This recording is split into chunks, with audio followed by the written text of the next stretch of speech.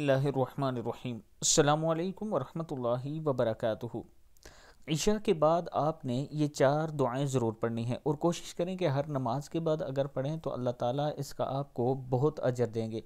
عشاء کے بعد یہ 4 دعائیں آپ نے مختلف تعداد میں پڑھنی ہیں۔ عاشقوں کے لیے یہ نبوی تحفہ ہے۔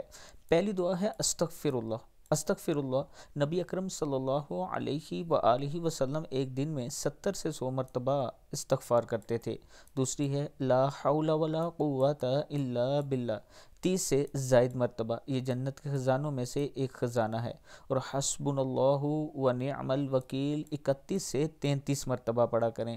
حضرت ابراہیم علیہ السلام نے پڑھا جب انہیں آگ میں پھینکا جا رہا تھا تو اللہ تعالیٰ کے حکم سے آگ گل و گلزار بن گئی تھی۔ یا حی یا قیوم برحمتک استغیث 20 سے 22 مرتبہ پڑھیں۔ رسول اللہ صلی اللہ علیہ وآلہ وسلم کو جب کوئی مشکل معاملہ پیش آتا تو پڑھتے، ترمذی کی حدیث ہے۔ اللہ تعالی ہم سب کو اس پر عمل کرنے کی توفیق دے۔ السلام علیکم ورحمۃ اللہ وبرکاتہ۔